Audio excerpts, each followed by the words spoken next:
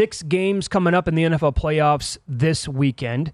And the game in the middle on Sunday is, Pauly, you called this the Fugazi Bowl a couple of weeks ago when they played in the regular season. The Vikings are laying 3, total around 48 or 48.5. And former Giants kicker, 2-time Super Bowl champ, Lawrence Tynes joins the program now. Lawrence, thanks for the time today. How are you?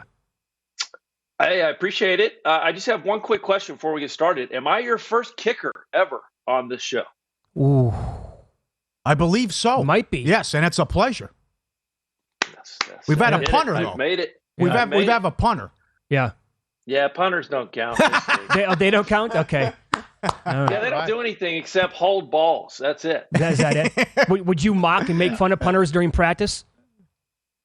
Everyone except Steve Weatherford, because he'd probably kick my ass. Oh, he was built like a baby. He was huge, wasn't he?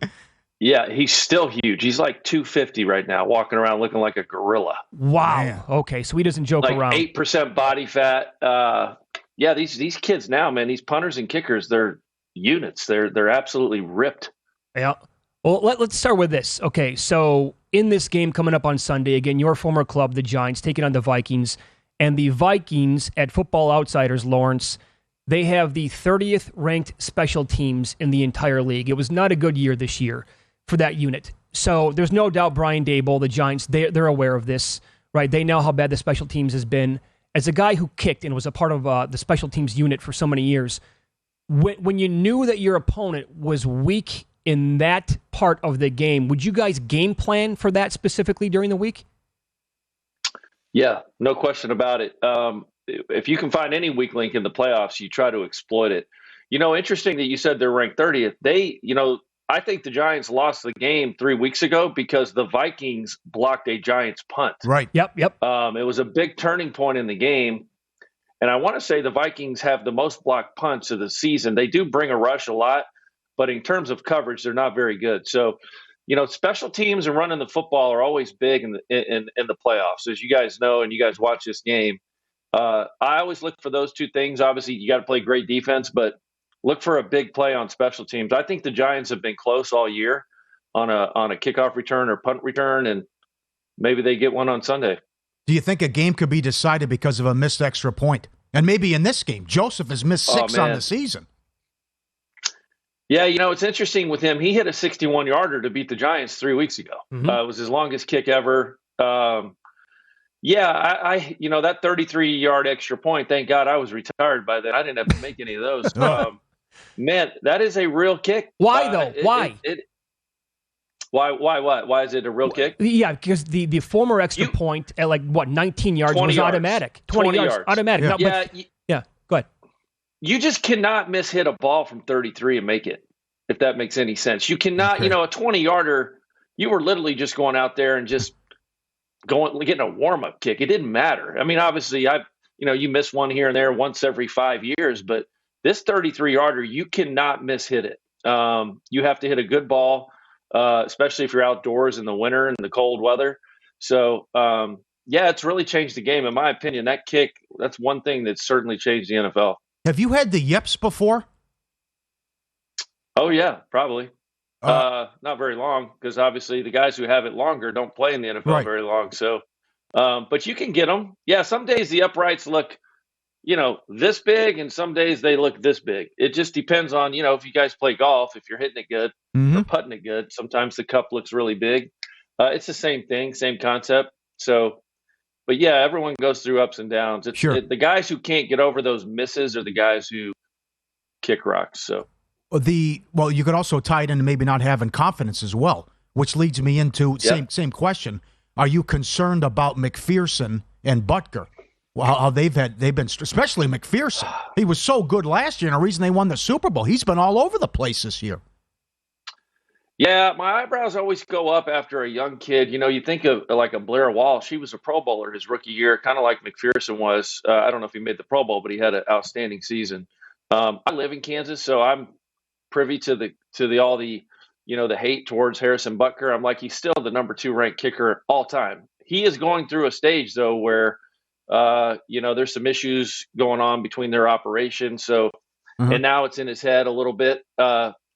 Yeah, kicking is tough. It's year after year. You got to go prove yourself. McPherson will, you'll see guys rise up in the playoffs. I think McPherson seems like that kind of kid that he loves the spotlight. He will rise up and kick well, and same for Butker. But Butker has more of an operational issue, and I don't know that you can fix that because it's in his head, and he doesn't snap the ball and he doesn't hold it. Let's follow the money here on VSiN, the Sports Betting Network. Lawrence Tynes, our guest, former kicker in the league, won 2 Super Bowls with the Giants. He's on Twitter at LT for Kicks, and his 2 podcasts are called Kicks and Picks, and also the New York Post Blue Rush podcast as well. We kicked this around in the first hour of today's show, Lawrence. There's a prop-up at William Hill this weekend, and we have 6 games. So combined missed extra points, it's 1.5. The over is minus 120. I like the over. I think we get at least 2. What say you? Yep, I'd definitely take that. You would? I like. I would look for these outside games. Do we have any domed playoff games? I don't think we do. We have one. Your game, the Giants and Vikings. Oh, Minnesota. I'm sorry. Yeah, duh. So you could. Here's another thing too that people have to consider is this late in the season, the fields are chewed up. It's really that plays into it too, right? You get this little, you see the field, it's sandy, and on TV it looks great because they painted it green. Field conditions are really the number one, problem for kickers. If it's a grass field, that's what always kind of gave me some anxiety in games was, how is the field? I don't care what the wind is, what the weather is. If I'm on field turf, I feel great because I know I'm going to have a solid plant. I'm going to be able to get after the football a little bit. So these grass games, looking for it to happen in the grass fields, because the fields at this point in the season are pretty chewed up. So Tampa's one of them, right? That's going to be a grass game. I could see one there. Where's that list at? You have that list up again? The Niners game for sure, because we're going to have bad weather tomorrow as well, the way it appears. Yep. So Robbie Gould and Jason Myers are going at it. Robbie Gould's a good buddy of mine. So, I could definitely see. I'd take that over 1.5. Okay, excellent. Do you think the Giants win Sunday? I mean, the rematch was such a great game, the first meeting, but the Giants outgained them by 100 yards. I think they're on a total free roll. I mean, this wasn't supposed to happen, and Daboll could have won Coach of the Year, and he gets them in the playoffs right off the bat. Yeah, I do. I'm not necessarily being a homer here. I do study the NFL. The Vikings are really banged up on the O-line, and Azeez Ojulari and Kayvon Thibodeau are playing at a really high level the last 4 or 5 games.